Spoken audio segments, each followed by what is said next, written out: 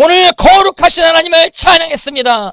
주 영광 여기 임하여 달라고 오늘 찬양했습니다. 할렐루야. 주님의 이름을 찬양합니다. 다시 한번 우리 하나님 앞에 감사와 영광을 쏠렸습니다. 오늘 정말 특별한 날인 것입니다. 오늘 강사님이 이 가운데 오랜만에 오셨습니다. 저희 교회는 강사님 여기 단상에 많이 서는 교회가 아닌데 이 가운데 정말 너무 오늘은 반드시 쓰셔야 되는 분이 우리 이 가운데 오신 것입니다. 할렐루야. 제가 옛날에 대천에 부교육자 했었던 때가 있었다. 여러분들에게 설교한 적이 있는데 제가 부교육자 했었을 때 우리 담임 목사님이 오늘 여기 오셨습니다. 할렐루야. 예. 예, 아직 소개가 안 끝났는데 제가 우리 담임 목사님 자랑하자면 담임 목사님 정말 기도의 사람이신 것입니다. 7시간 기도의 도전을 우리 조남이 김자 익자 현자 김익현 목사님이십니다. 우리 목사님께서 도전을 주셔가지고 저희가 7시간 기도를 시작하게 되는데 여러분 7시간 기도함 가운데 하나님께 큰 은혜 받고 계신 분 아멘. 할렐루야. 그리고 또 그 본 교회에서 매일 또 거의 3시간씩 기도하시고 또 새벽 1시까지 또 계속 기도하신다라고 하는 것입니다. 그 목사님이 예전에 40일 금식하실 때 정말 이 몸이 빼짝 마르는 그런 가운데 옆에 이제 도와줄 분이 이제 필요하다 이런 이야기를 듣고 그리고 또 목사님이 개척하신 교회 가운데 엄청난 영광이 임했다라고 하는 소문이 들리기 시작했었던 곳이었습니다. 저는 이제 우리 목사님을 그 축구하다 만났습니다. 상대편 공격수로 이렇게 나오셨는데, 예, 제가 축구 결승전까지 가가지고 제가 2골 넣었다 뭐 이야기 많이 애들한테 했었던 것 같은데 그 상대편 공격수로 나오시게 되셨었던 것이었습니다. 그래서 이제 처음 만났는데, 그래서 이렇게 여러 어떤 친분을 쌓다가 그 대천에서 이제 개척을 하셨는데 그곳 가운데 하나님의 영광이 임했다라고 하는 소식을 듣고 저랑 아내랑 그곳 가운데 가게 되어진 것입니다. 그래서 이제 목사님 통해서 저랑 아내랑 또 결혼도 하게 되어지고 그리고 또 우리 처영이랑 형님도 우리 목사님이 이어주신 것입니다. 그리고 또 여러 또 어떤 커플들이 또 목사님 통해서 이어지게 되고 그렇게 됐는데 우리 목사님 또 제가 자랑하자면 제가 알기로 우리 목사님께서는요 대학교 들어가셔서 한 번도 1등을 놓쳐보신 적이 없으신 분으로 제가 알고 있는 것입니다. 목사님 2학년 때까지. 예, 그래서 우리 아이들 이제 앞으로 대학교 가게 될 텐데 우리 목사님을 본받기 바랍니다. 그래서 대학교 들어가게 되면 1등을 놓치지 마시기를 바랍니다. 그 기름 부으심이 오늘 이 자리 가운데 임하게 되어질 줄 믿습니다.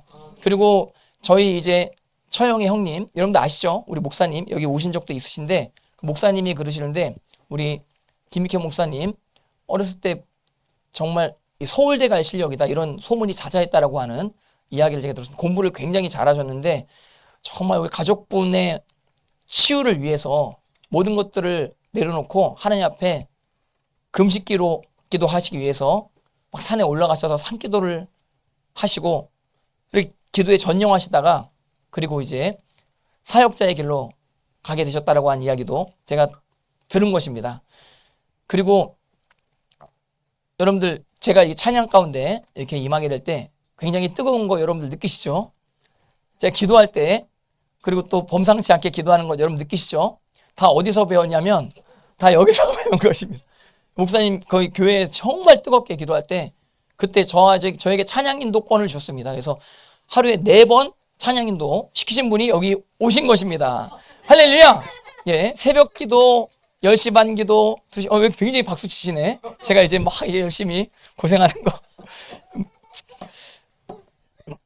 아무튼 예, 그 4번 저한테 맡겨주시고 이렇게 같이 막 간절하게 기도하시고 하는 저는 우리 목사님 항상 기도하는 그 영성 저는 굉장히 본받기 원했었던 것이었습니다. 그리고 설교를 굉장히 정말 탁월하게 하시는 그 가운데 그 교회에서 정말 너무나 큰 은혜를 받게 되어지게 된 것입니다.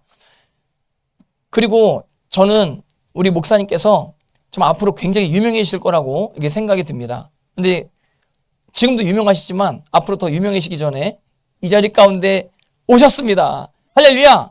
정말 큰 교회 다니셔도 정말 그러시기에도 바쁘신 분이신데 이곳 가운데 오셔가지고 진짜 귀한 시간 우리를 위해서 말씀 전해주신 우리 목사님 모셨습니다. 할렐루야. 우리 여기 등단하실 때 여기 조금 이제 제가 키가 작아가지고 낮게 했는데 우리 목사님이 좀 크시거든요. 예, 근데 예, 그렇게 괜찮습니까? 예. 그럼 우리 목사님 나오실 때 우리 할렐루야 우리 인사하시면서 박수 치시면 되겠습니다. 할렐루야! 할렐루야! 할렐루야! 주님 감사합니다. 네. 할렐루야. 제가 물 좀 마시겠습니다. 네.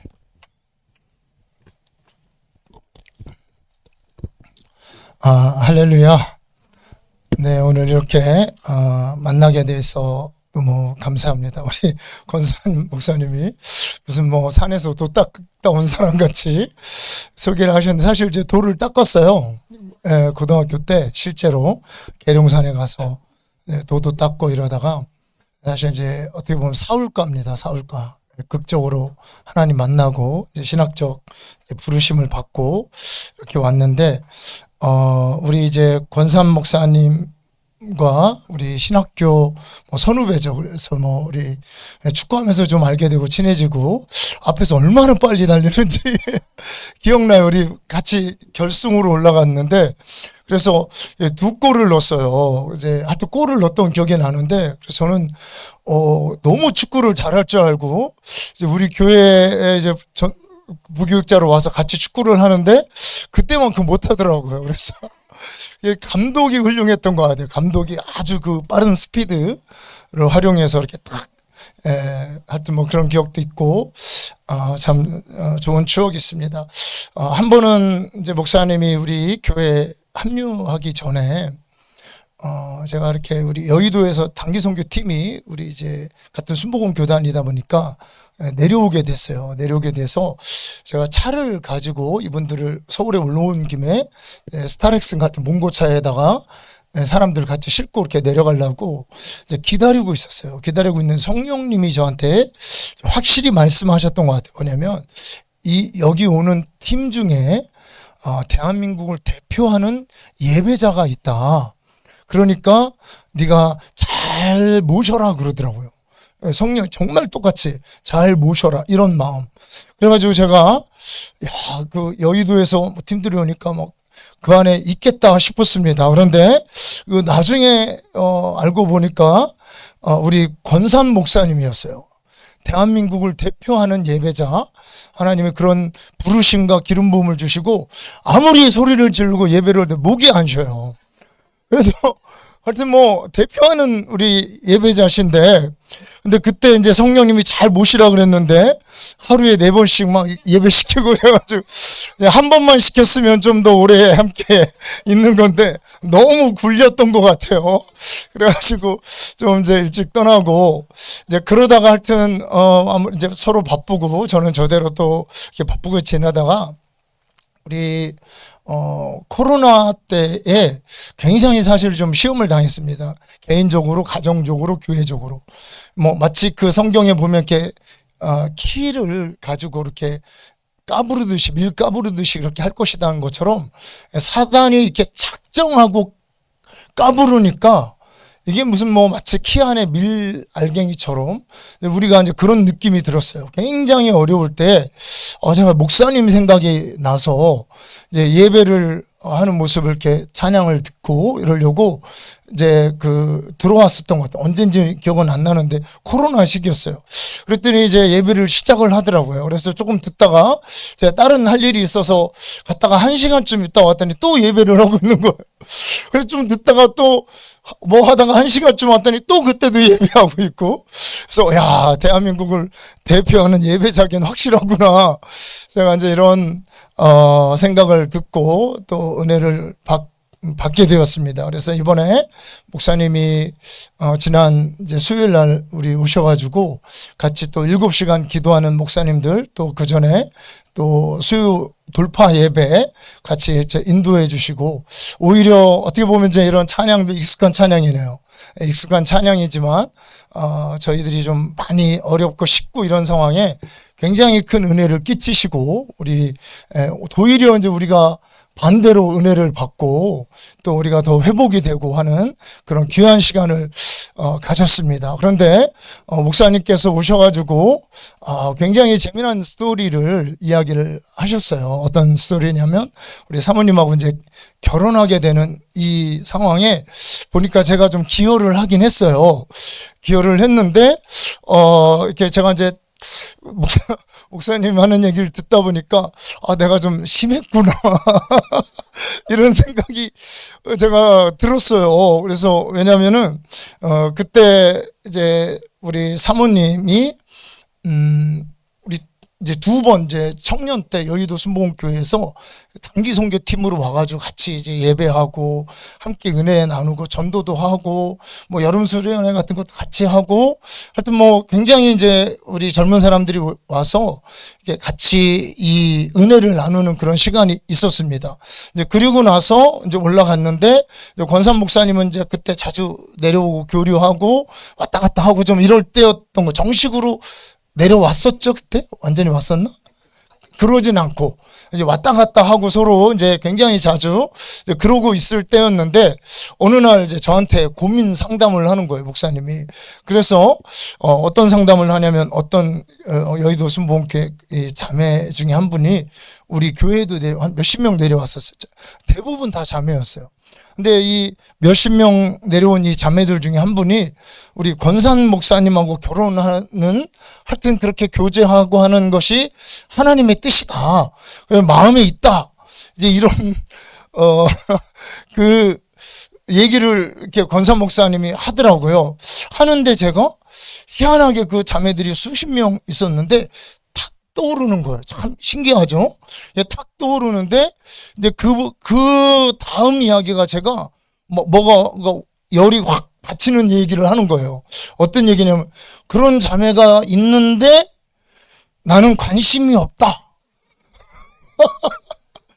제가 뭐 관심이 없을 수도 있는데, 희한하게 그 얘기를 하는데 제가 열이 확 받치는 거예요. 확 받치는데, 확 올라오는데, 그래서 제가 이제 뭐라고 얘기했는데 그게 상처가 됐던 것 같아요.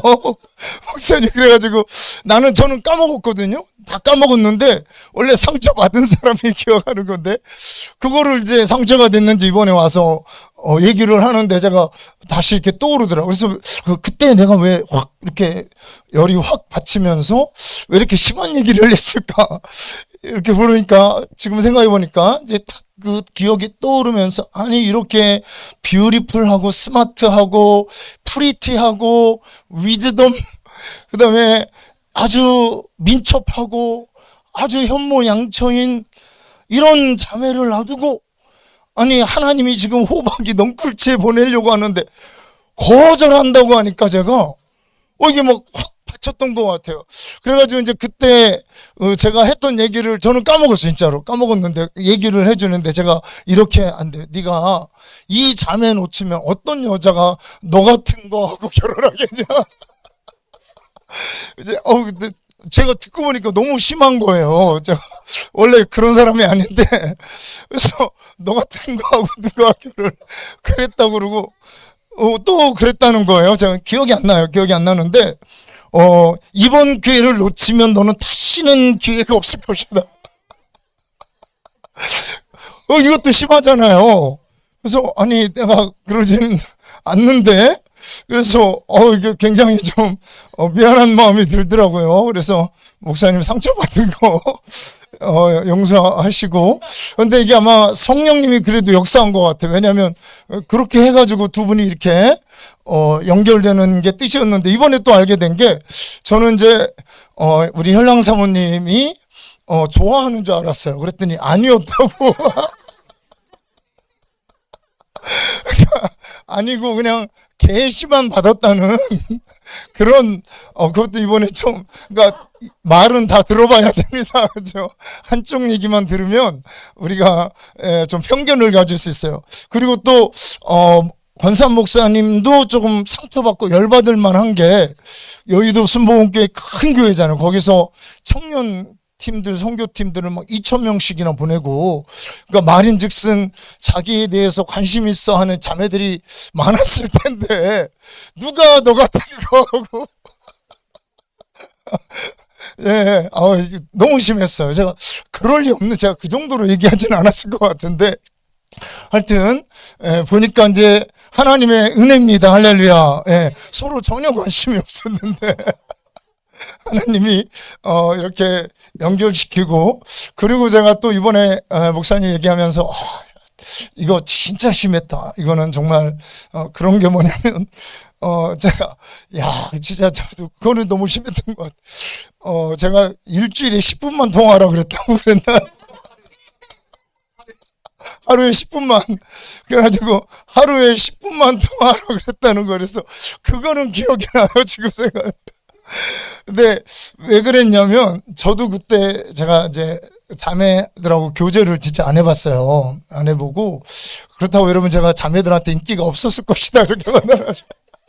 하여튼 제가 기도하려고 하여튼 뭐 이렇게 이제 교제를 안 해봐가지고 아니 10분만 통화하면 됐지 뭐 그 이상 무슨 뭐가 잘 모르고 해가지고 제가 그 30분씩 통화하라고 그랬으면 아마 조금 더 오래 사역을 했을 텐데 참 저희가 지금 생각해보니까 철도 없고 그때 우리가 참 미련하고 지혜가 없는 그런 모습이었는데도 또 하나님이 기도하게 하고 은혜를 부어주시고 하나님께서 역사하셔서 이렇게 참 귀한 만남이었고 우리 목사님 이렇게 사역을 훌륭하게 이렇게 하고 있는 모습에 굉장히 감사한 마음이 들었습니다.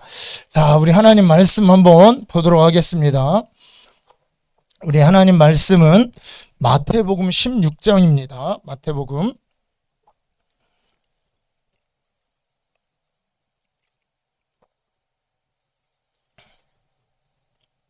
자, 마태복음 16장 우리 16절부터 19절까지 마태복음 16장 16절부터 19절까지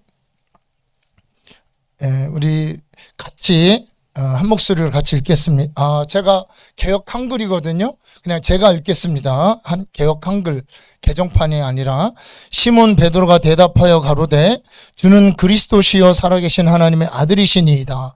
예수께서 대답하여 가라사대 바요나 시몬아 내가 복이 있도다. 이를 내게 알게 하니는 혈육이 아니요 하늘에 계신 내 아버지시니라. 또 내가 내게 이르노니 너는 베드로라. 내가 이 반석 위에 내 교회를 세우리니 음부의 권세가 이기지 못하리라. 내가 천국 열쇠를 내게 주리니 내가 땅에서 무엇이든지 매면 하늘에서도 매일 것이요 내가 땅에서 무엇이든지 풀면 하늘에서도 풀리리라 하시고. 할렐루야. 목사님이 고기를 아주 많이 먹여가지고 제가 약간 조금 좀 그렇습니다. 여러분 그냥 이해하시고 잘 들어주시면 감사하겠습니다.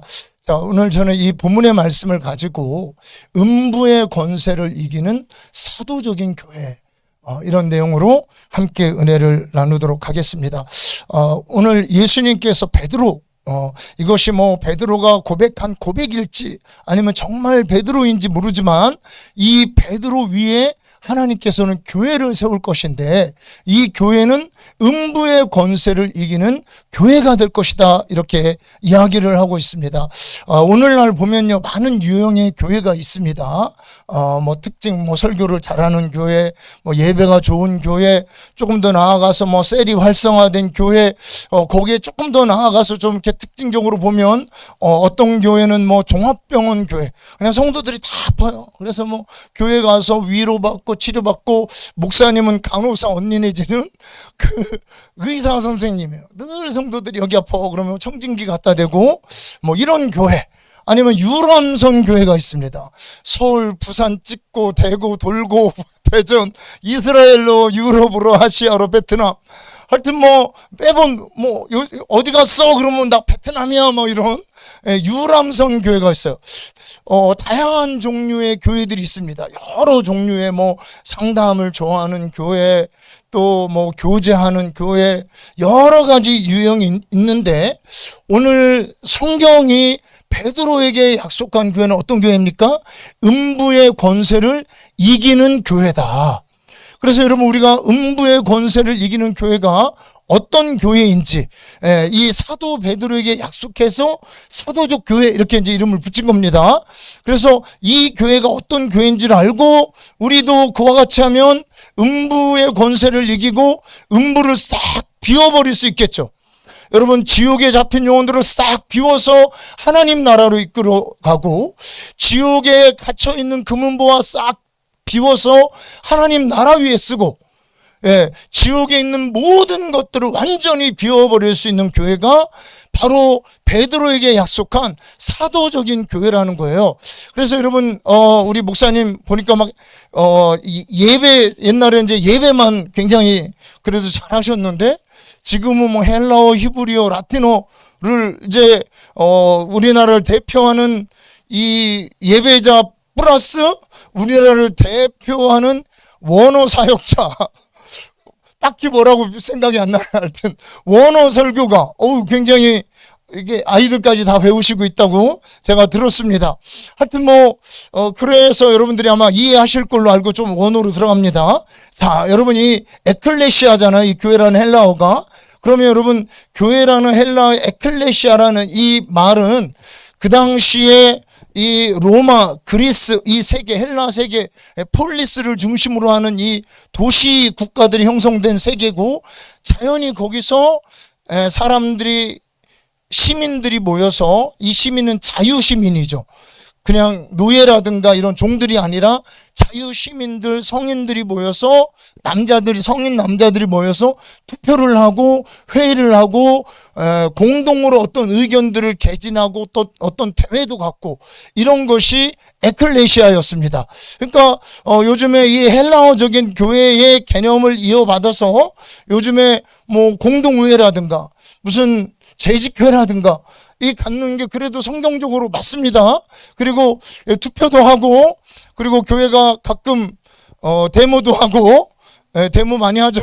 그래서 뭐 데모도 하고, 뭐 의사를 표진하는 거, 그래도 헬라적인 개념에서는 뜻이 맞아요. 이런 면이 분명히 있어요. 그런데 이런 면은 정말 오늘 성경에서 예수님이 말한 음부의 권세를 이기는 교회의 개념에는 미치지 못한다는, 뭔가 모자라요. 그러면 예수님이 말씀하신 교회는 뭐냐? 자, 여러분, 예수님께서 마태복음에 이 말씀을 했잖아요. 그리고 마태복음은 유대인들, 히브리인들에게 쓴 책인 거 여러분 아시죠? 그럼 마태가 히브리인들에게 쓰고 히브리인들에게 쓴 편지였고, 그리고 예수님이 지금 베드로에게 얘기했을 때 어떤 언어를 썼을까요? 이들이 헬라어를 썼을까요? 히브리어를 썼을까요? 아람어를 썼을까요? 이제 아람어를 썼다는 학자가 있고 히브리어를 썼다는 학자가 있는데, 시골 사람들은 히브리어를 썼을 것이다. 이게 이제 그냥 공통. 근데 헬라어는 확실히 아니. 이거는 바울과 같은 아주 탁월한 학문이 뛰어난 사람들, 도시에 사는 사람들, 이런 사람들은 헬라어를 썼지만 이것은 분명히 히브리어나 아람어로 쓰여진 성경입니다. 그러니까 예수님이 교회라는 말이, 여러분, 이 교회라는 말이 이때 처음 등장합니다. 신약 성경에 교회란 말을 썼을 때 예수님은 아마 히브리어로 아니면 아람어로 이 말씀을 하셨을 것이다. 그러면 예수님이 말씀하신 이 히브리어로 말하고, 그리고 히브리인들에게 썼을 때 아마 성경은 히브리어로 기록된 성경이 원조 성경일 것이다. 특히 마태복음은 그렇습니다. 다른 성경은 좀 다르지만, 그러니까 히브리어로 최초의 마태복음은 히브리어로 기록됐을 것이다. 근데 여러분 아시지만 원본은 다 없잖아요. 지금 원본은 없어요. 사본들이 남아 있는데 마태복음에 히브리어 사본이 일부 남아 있어요. 옛날에 이제 유대인 말살 정책을 펼칠 때, 반유대 정책을 펼칠 때 히브리어로 기록된 건 싹 없애라. 중세 왕들이 그렇게 명령해서 뭐 스페인, 프랑스 이런 데서, 그래서 이제 히브리어로 된 유대 문서 뭐 랍비들이 쓴 거 이렇게 싹 없애면서 성경까지 싹 없애버렸어요. 이 사람들이. 그런데 그 중에 그래도 조금 이 히브리어로 된 이 사본들이 있는데 그 중에 샘 토브라는 유대인 랍비, 이분은 크리스찬은 아니었습니다. 유대인 랍비가 갖고 있는 샘 토브 사본에 요 글이 똑같은 사본이니까 비슷한 글이 쓰여 있을 거 아니에요. 근데 여기에는 이렇게 합니다. 너는 베드로고 내가 이 반석 위에 자, 헬라어는 뭐라 그랬죠? 에클레시아. 히브리어는 원어로는 안 하고 제가 그냥 쉽게 히브리어로는 내 기도하는 집 이렇게 쓰여 있습니다. 내가 이 반석 위에 내 기도하는 집을 세우리니 음부의 권세가 이기지 못하리라. 자, 여러분, 음부의 권세를 싹 비울 수 있는 교회는 어떤 교회라고요? 기도하는 집, 기도하는 교회. 이 기도하는 집, 기도하는 교회가 음부의 권세를 싹 비웁니다. 그래서 우리 19절과 연결해야 되죠. 천국 열쇠를 내게 주리니, 그죠? 땅에서 무엇이든지 매면 하늘에서도 매일 것이요, 땅에서 무엇이든지 풀면 하늘에서도 풀리리라. 그러니까 예수님이 생각하고 있는 이 교회는 성전에서 온 거잖아요. 성전에서 온 이 교회, 그러니까 이 구약 시대에는 성전이라면 예수님이 신약에 세우시는 교회는 기도의 집이었습니다. 자, 그러면 이 비슷한 말씀이 마태복음 뒤에 나와 있습니다. 우리 21장, 마태복음 21장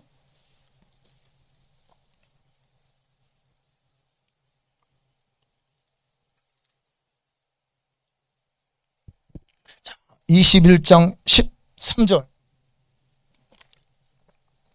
여러분들이 읽어주시기 바랍니다. 시작. 내 집은 기도하는 집이라 일컬음을 받으려 하였거늘 너희는 강도의 구려를 만드는도다 하시니라.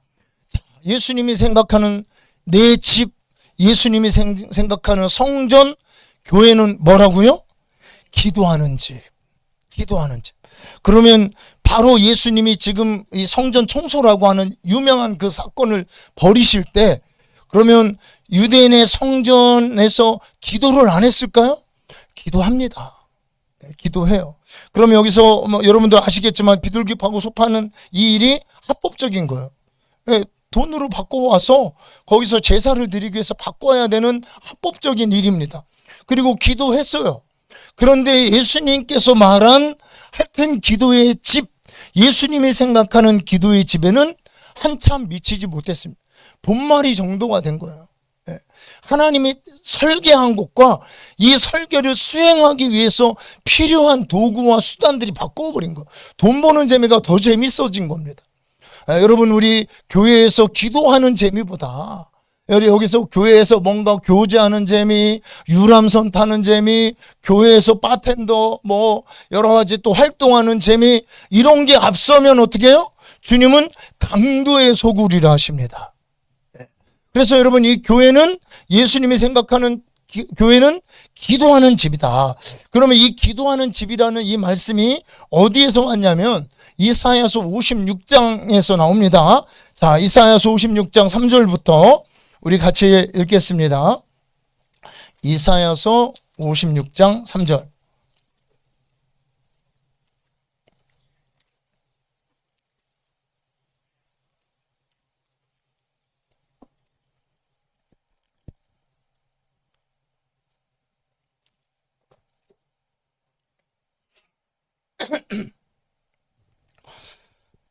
우리 같이 쭉 제가 개혁이지만 같이 읽겠습니다.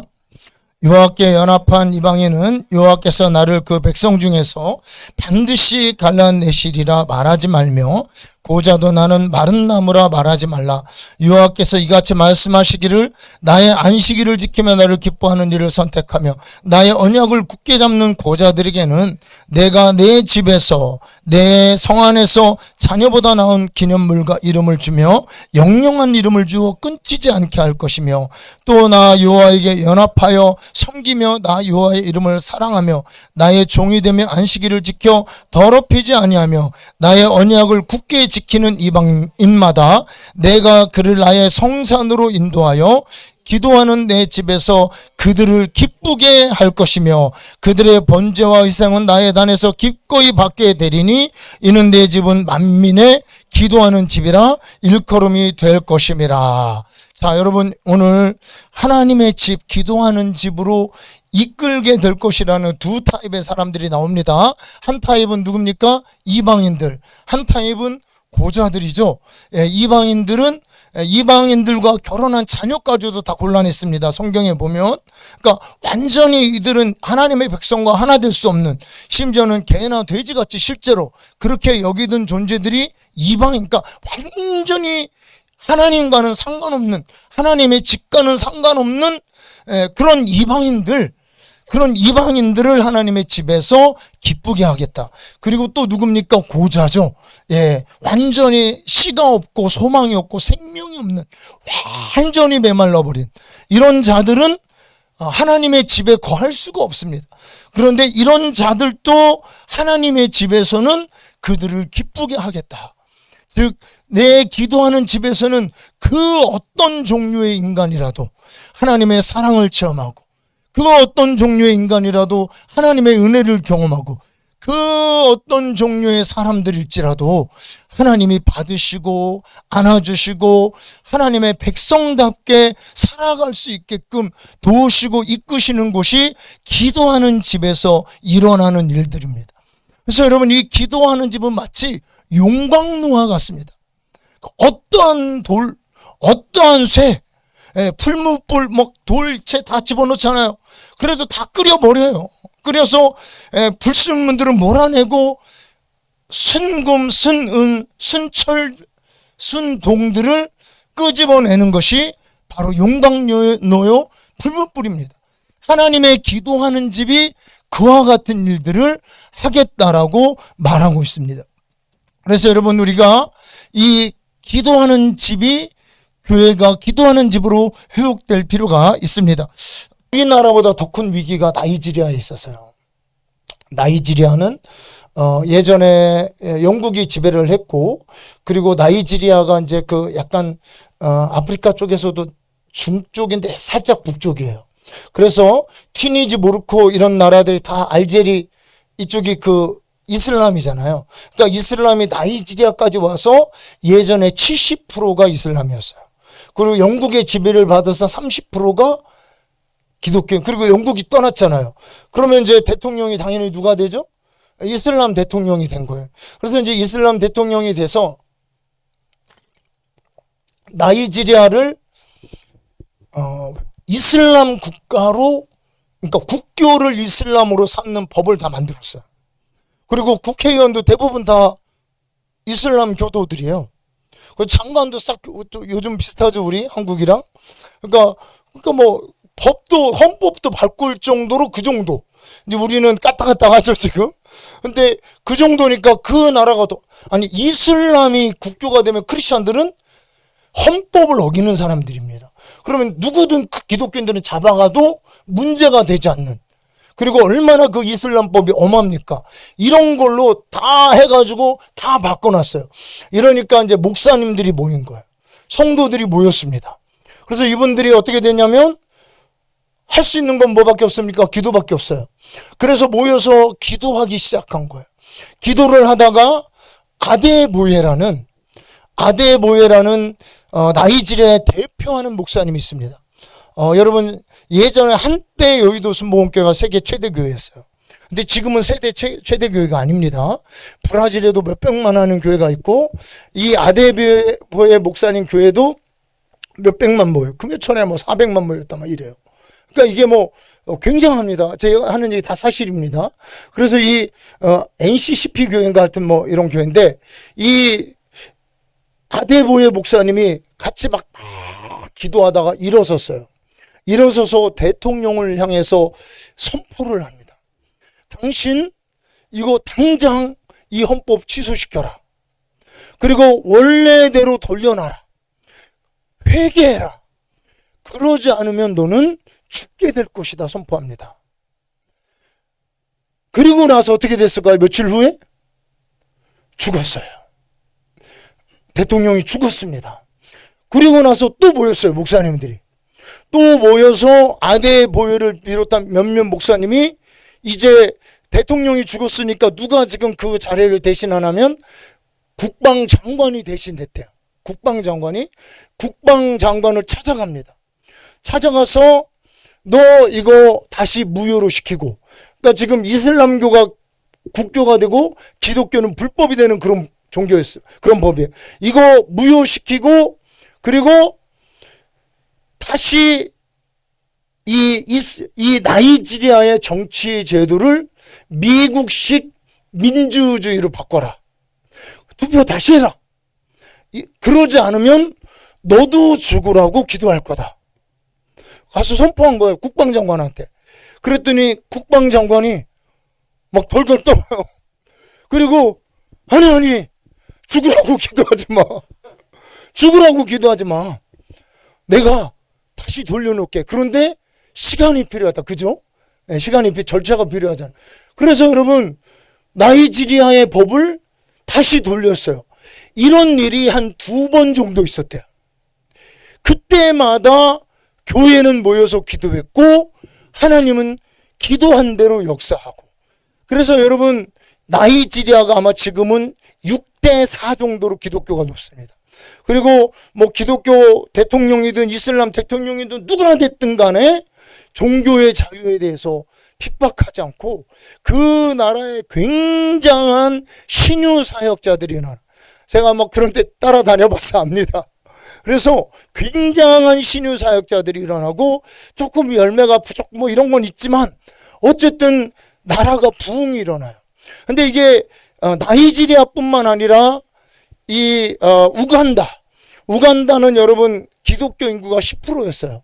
현재 여러분 교회가 기도하고 이디아민 때 핍박을 당하면서 기도하고 막 풀숲에 들어가서 목만 내놓고 기도하고 늪지대에서 걸리면 죽으니까 그런 기도를 통해서 여러분 이 이슬람 국가였던 우간다가 지금 기독교인들이 몇 프로냐면 95%입니다. 완전 케냐는 말할 것도 없고요. 백화점에 갔더니 가장 이 음반 중에서 제일 잘 나가는 코너에 우리 목사님 롱캐놀리, 돈무엔 이런 분들 음반이 있는 거예요. 가요는 저 구석에 있어요. 길거리에 찬양이 흘러나와요. 케냐 일반 도시에서. 여러분 교회가 기도하는 집이 될 때 하나님은 이와 같은 일을 행하십니다. 자, 이렇게 여러분 사도적인 교회에 대해서 예수님께서 말씀을 하셨어요. 이렇게 말씀을 하셨는데, 자, 베드로가 이 말을 들었을 거 아니에요. 그잖아요? 그러면 과연 정말 베드로가 예수님의 명령, 예수님의 말씀을 들어서 기도하는 집을 세웠을까? 어쨌든 베드로에게 준 거니까 베드로가 책임이 제일 크잖아요. 기도하는 집을 세웠을까? 한번 여러분 우리 사도행전을 짧게 찾아보도록 하겠습니다. 사도행전 찾아봅니다. 사도행전 자 1장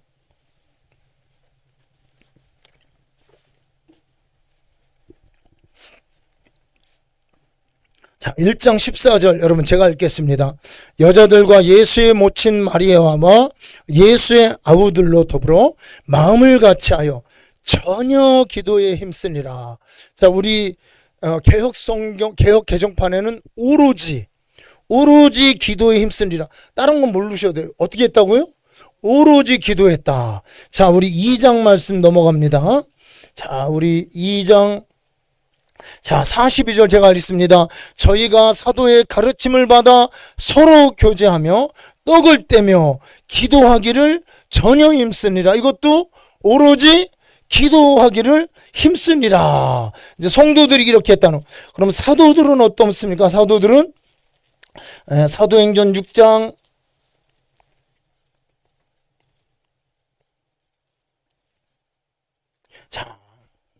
1장 4절, 6장 4절입니다. 제가 읽습니다. 우리는 기도하는 것과 말씀 전하는 것을 전무하리라 하니. 그러니까 지금 이 사도적인 교회가 사도행전에 있는 교회잖아요.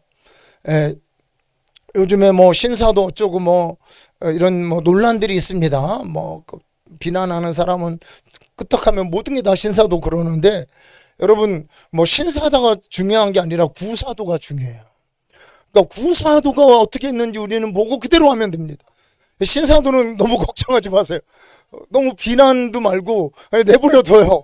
그래서 왕성하면 하나님 역사였구나 이러고, 좀 아니고 막 지들끼리 싸우고 찌그러들면 그냥 그런 거고. 그러니까 여러분 구사도가 중요합니다. 구사도들이 어떻게 했다고요? 기도하고 말씀 전하는 일에 전무했다. 그러면 사도들만 전무했습니까? 성도들은 어떻게 했어요?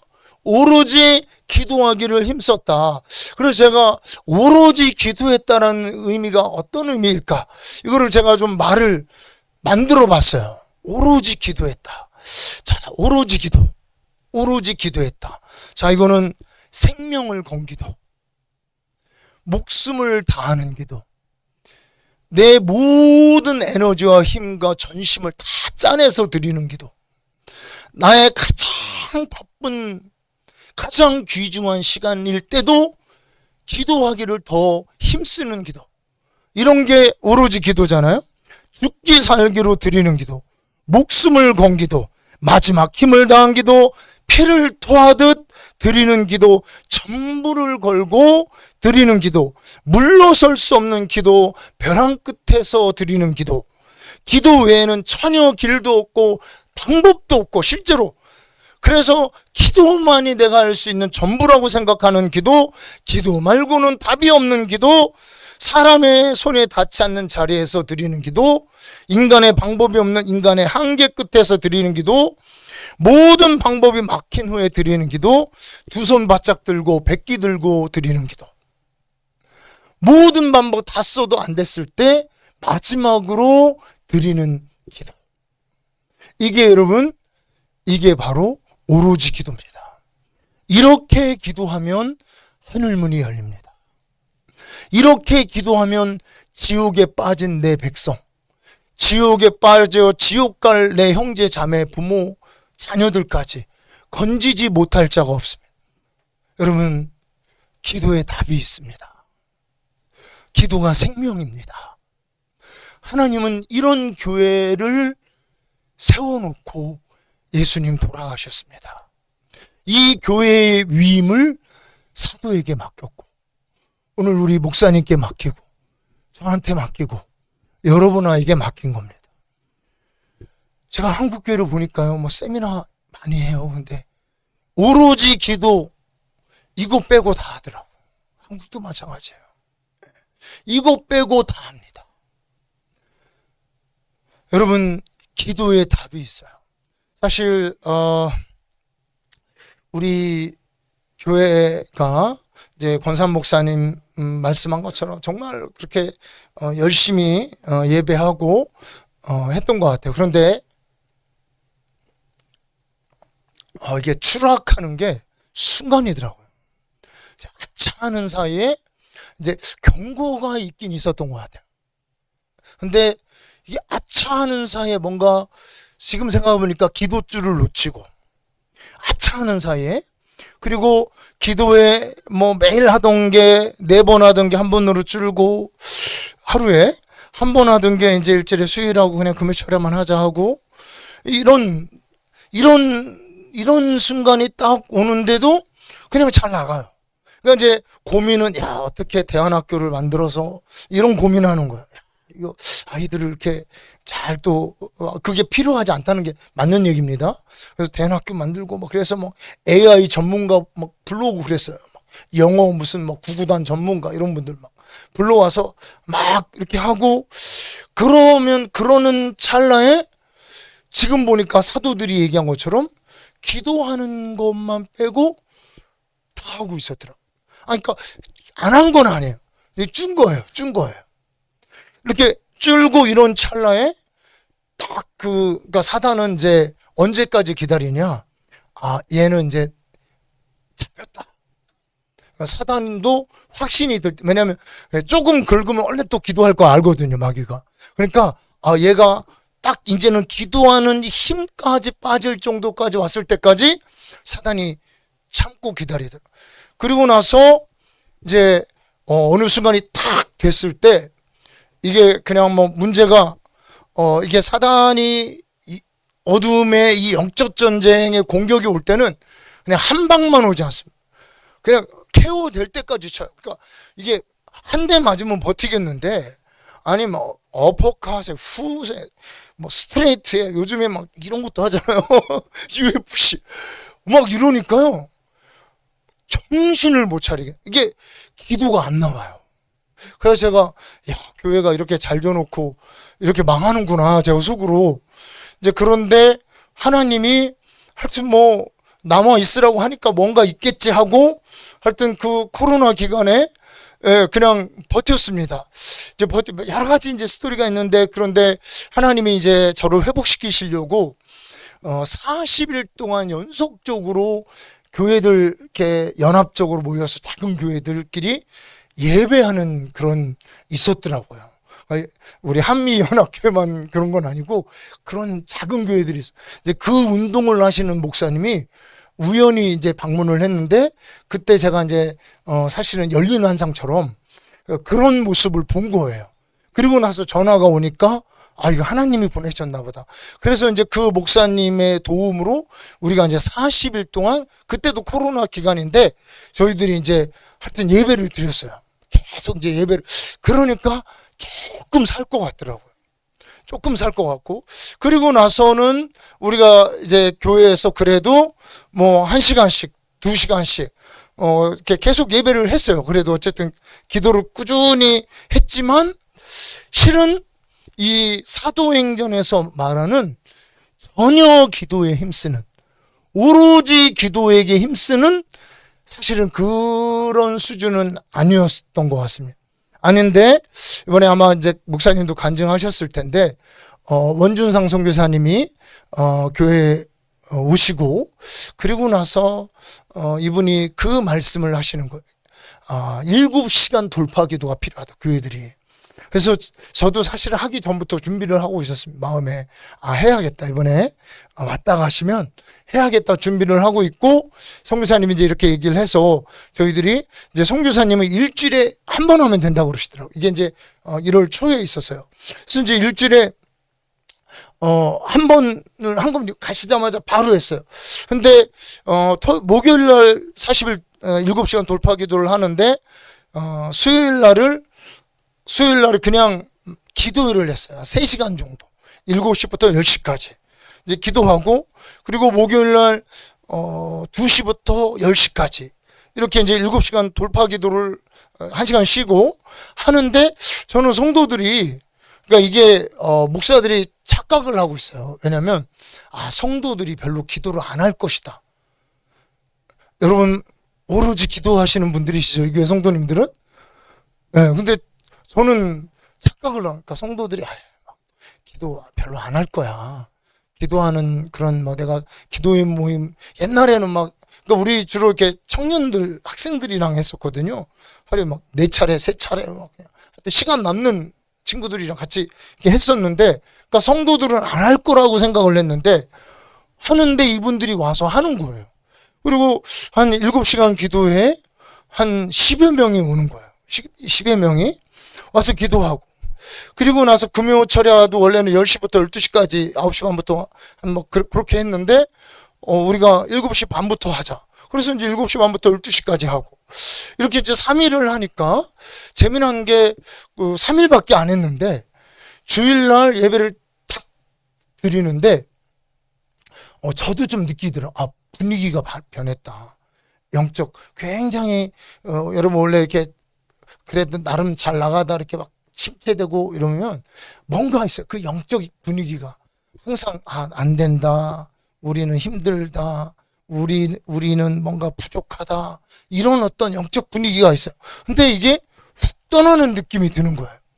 이제 그리고 나서 안 되겠다 해서 이제 우리가 매일 모여서 기도했어요. 매일. 그래서 토요일만 빼고 이제 말씀 준비도 하고 이래야 되기 때문에 월요일부터 이제 뭐 7시 반부터 11시 저는 또 한두 시간 더 하기도 하고 이렇게 매일 모여서 저희가 이제 기도회를 계속 했습니다. 이제 기도회를 하고 어떨 때는 이제 원준상 선교사님 제자도 불러서 기도회를 하는데 성도들이 간증을 하는데 범상치 않은 간증이 나오는 거예요. 그래서 이제 뭐 어떤 분은 정말 천사를 봤대요. 그리고 기도를 하고 찬양을 하는데 천사가 같이 노랫소리를 들었다는 거예요. 그러니까 저도 못 들었는데 성도들이 막 그리고 어떤 분은 문을 열고 딱 들어오는데 욱 하는 그 하나님의 임재가 확 느껴지더라는 거예요. 원래 그랬거든요, 저희가. 근데 그게 없어진 지 꽤 오래됐었는데 권선 목사님 떠나고 우리 4시간 하던 거를 하루에 4타임 하던 거를 한 타임으로 바꾸고 뭐 한 타임 매일 하던 거를 뭐 또 매일 모이냐 바쁜데 이러면서부터 이게 많이 떠났는데 이게 다시 우리 해보니까 알잖아요. 그러니까 이런 임재가 있는 거예요. 그리고 이제 찬양 인도를 주로 누가 하냐면 이제 저하고 제 아내랑 하는데 저는 제가 찬양 인도자라고 생각한 적 한 번도 없어요. 그래서 저는 우리 옛날에 권산 목사도 찬양 인도자고 누구도 하고 누구 평강 지금 목사 된 그 친구도 하고 그때가 좋았는데 내가 이 목소리로 내가 찬양을 하는구나 이러면서 불렀는데 뭐 몇 곡 안 하는데 너무 제 자신이 은혜가 되는 거예요. 십자가 죽으시고 부활하신 만왕의 왕. 그래서 막 하늘에 계신 주님과 막 눈이 맞춰지는 듯한 그렇게 은혜가 되고 당연히 성도들도 은혜가 되고 하여튼 지금 과정에 있어요. 근데 과정에 있는데 저는 하나님이 아실 거라고 생각하고 저는 정말 아직도 부족하다는 생각이 들어요. 그래서 뭐 어차피 한 번 사는 인생 제가 저도 50 중반이거든요. 그러니까 지금 우리 순복음이 75세 멀단제 그러니까 한 20년 이제 사역적으로 더 할 수도 있고 덜 할 수도 있지만 한 20년 남은 건데 까짓거 한번 내가 기도하다 죽는다는 각오로 성경에서 말한 오로지 기도를 한번 해봐야겠다. 그래서 이거를 지금 아직도 부족하고 그 오로지 기도, 문자적인 오로지 기도를 해볼 마음으로 사실은 그런 마음을 갖고 있습니다. 하나님께서 도와주실 줄로 믿습니다. 우리 예수님도 천사가 돕잖아요. 그러니까 우리가 기도하고 싶은데 육신이 연약할 때는 어떻게 해요? 천사가 돕습니다. 그래서 이렇게 오로지 기도로 나아갈 때 여러분 하나님 말씀에 여러분 하늘문이 활짝 열리고 하늘의 보화와 하늘의 성령과 하늘의 역사가 쏟아지고 그리고 이 땅은 주를 아는 지식이 물이 바다 덮음같이 가득 차게 되는 이런 영광이 임하는 역사가 우리에게 임할 줄로 믿습니다. 여러분 저는 이 성경에 어떤 생각을 하면 이 성경의 실체가 반드시 있다. 반드시 있다. 그래서 예수님께서 이렇게 얘기합니다. 내가 믿으면 하나님의 영광을 보리라 하지 않더냐. 이게 마르다에게 하신 말씀이죠. 나소라가 죽었을 때 믿으면 하나님의 영광을 본다는 것은 어떤 말이었습니까? 그 영광은 죽은 자가 살아나는 영광입니다. 여러분 하나님의 영광이 있습니다. 우리가 믿고 오로지 기도하면 하나님의 영광이 나타납니다. 야훼 라파, 우리 하나님이 야훼 이레, 야훼 니시, 내가 기도의 제단에서 손을 들고 기도하면 어떤 종류의 원수와의 싸움도 야훼 니시 하리라. 여러분 그러면 우리가 기도하면 이기는 겁니다. 기도하면 이겨요. 어떤 싸움, 어떤 질긴 싸움일지라도 기도하면 이기는 것입니다. 그러면 여러분, 기도하는 교회는 어떻게 하느냐? 기도하는 겁니다, 그냥. 그냥 무식하게 했다니까요. 지금 저희 무식하게 해요. 그래서 뭐 다 7시 반에 모여서 막 11시까지 하고, 그래서 뭐 도시락 싸가지고 막 와서 기도하고. 그래서 이거는 우리 안 들으셨으면 좋겠는데, 우리 매형 되시는 분이 이번에 피택 장로 어머니 뱃속에서부터 이분은 장로교인이에요. 그래가지고 이제 누님이 막 동생이 개척했다 그러니까 막 가자고 그러니까 안 올라고 하다가 그러다가 이혼하겠더래요. 그래가지고 이제 우리 교회에 다니는데 문화가 너무 안 나. 어머니 뱃속에서부터 이게 문화가 틀린 거예요. 그리고 이제 가끔 그 장로교회에서 부흥회를 했는데 이게 이제 너무 이상했던 거예요.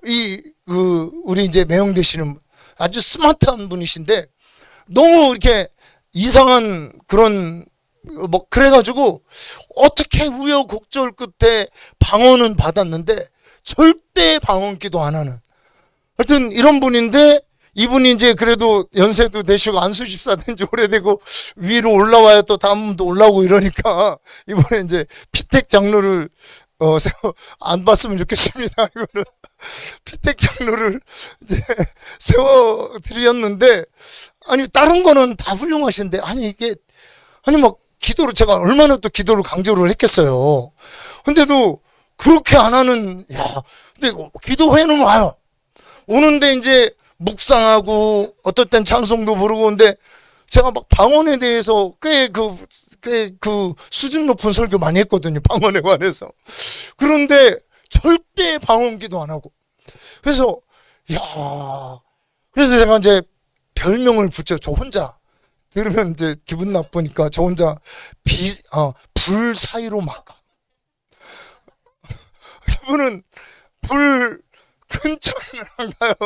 불 받는 곳은 안 가고, 우리가 얼마나 많은 나름 능력 있고 은사 사역하고 불 있는 사역자들이 왔을 거 아니에요. 그런데 불 사이로 막 가시는 거예요. 그래서 제가 기도 제목이었어요. 제가 기도하면서도 이렇게 믿음이 안 오는 기도는 저분 불밖에 없어서 믿음이 안 와요. 믿음이 도저히. 그런데 이번에 불 받았어요. 7시간 기도하면서 이제 불 받았는데, 이게 진짜 받은 거예요. 진짜 받은 게, 불 소리만 나오면 막 지금도 막 이게 뭐가 뜨거운 게 올라온다는 거예요. 그리고 교회에서 기도회 한다 그러면 막 얼른 가고 싶다는 거예요. 기도, 여러분도 그러시죠? 7시간 기도회 하는 막 가슴이 벌렁벌렁 하시죠? 그냥 빨리 가서 불 받아야겠다. 막 7시간 시작되기 전부터 가서 준비기도 하고 끝나고도 나중에 밑불기도, 잔불기도라는 게 있어요. 불 다 태우고 잔불이 남잖아요. 꺼질 때까지 잔불기도 하고. 여러분 막 그러시죠? 뭐 그러신다는 거예요. 막 가슴이 벌렁벌렁 해가지고 빨리 왜 7시간 기도하는 날 왜 안 오지 막 이러면서. 그래서 제가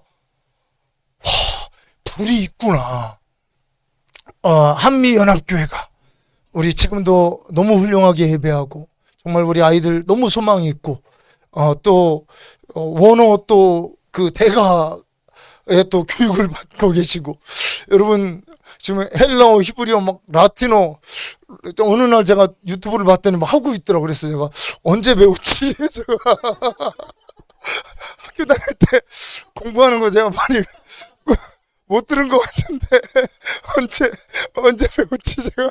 근데 보니까 독하게 했더라고요. 그러니까 어쨌든 여러분, 이렇게 말씀의 대가고 예배의 대가에 여러분 이제 이 기도가 가장 중요합니다. 사실은요. 기도에 목숨 걸고 그냥 말이 필요 없고 기도하는 교회, 기도하는 기도의 집, 기도하는 기도의 집이 될 때, 기도하는 교회가 많으면 한국이 이런 상황까지 되지 않았습니다. 그러니까 사실은 한국으로는 위기죠. 그런데 우리한테는 기회예요. 우리한테는 기회입니다. 그래서 우리 같이 이제 이미 시작하셨고, 그래서 저희가 날이 갈수록 점점 왕성해지고 강력해지는 그런 교회 되기를 주님의 이름으로 축복합니다. 자, 우리 시간에 같이 한번 기도하도록 하겠습니다. 자, 여러분, 하나님께서 교회의 정의 자체를 기도하는 내 집이라고 말씀하셨습니다. 교회의 정의 자체가 예수님이 생각하는 교회는 우리가 생각하는 교회가 아니라 기도하는 집이었어요. 예수님이 생각하는 성전 얼마나 아름답습니까? 그 아름다운 건물이 아니라 예수님이 생각하는 성전은 뭐였다고요? 기도하는 집이었습니다. 여러분, 이 기도하는 집에서 주님은 열방이 돌아오게 하실 것이고, 기도하는 집을 통해서 하나님은 어떤 소망 없는 자들, 생명 없는 자들에게 새 생명 주실 것이고, 우리 기도하는 집에서 남북뿐만 아니라 세계를 연합시킬 것이고, 기도하는 집을 통해 하나님의 자녀들의 하나님의 영광을 세상에 보여주게 될 것입니다. 자, 여러분, 우리 개인들도 요한계시록에는 피로 사서 나라와 제사장 삼아 주셨다고 말씀하고 있습니다. 여러분, 제사장 어떤 사람입니까? 기도하고 예배하는 사람들입니다. 그러니까 우리의 본연이 뭐냐면 우리는 예배하는 제사장들인 것입니다. 그래서 우리 시간에 여러분 이제까지 잘하고 계셨어요. 잘하고 계셨지만 그래도 이제 오늘 한 번만이라도 더 이런 말씀을 듣고 하나님, 나도 하나님 기도하는 교회로, 기도하는 집으로, 하나님 나 지금부터 기도하는 제사장으로 하나님 세워지기를 원합니다. 하나님, 내가 기도하는 내 마음에 기도의 불이 타오르는 그런 하나님 백성 되기 원합니다. 제사장 되기 원합니다. 교회 되기 원합니다.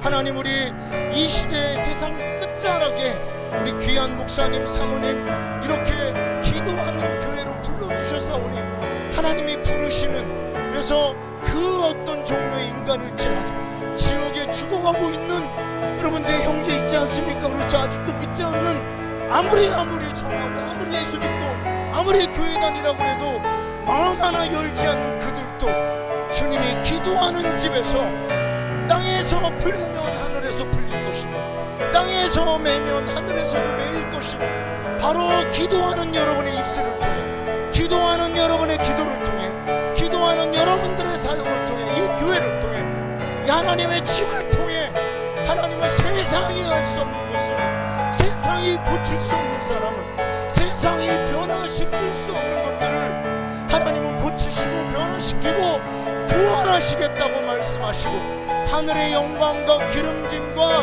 모든 풍성한 부를 하나님의 기도하는 사람들의 손에 옮겨놓겠다고 약속하고 있습니다. 하나님, 내가 이런 것을 실제 볼 때까지 쉬지 않겠습니다. 쉴 수가 없습니다. 이거를 보지 않고 죽으면 억울해서 어떻게 삽니까? 하나님의 이 영광을 보지 않고 내 생을 맞춘다면 억울해서 어떻게 내 생을 맞춥니까? 우리 바다 덮음같이 충만한 하나님의 부흥과 영광을 주시는 분이신데, 내가 이것을 보지 못하고 경험하지 못하고 죽음의 인생 끝나면 여러분, 우리가 어떻게 죽을 수 있습니까? 우리 시간에 하나님 목숨 다한 기도, 죽음 다한 기도, 생명 다한 기도, 오로지 기도로 하나님 지금부터 끝까지 말이 필요 없습니다. 나는 이제부터 기도하며 살래요. 하나님, 나는 이제부터 기도하면서 하나님 내 인생 주님께 바치겠습니다. 우리 주여, 우리 한번 부르고 기도합니다. 주여.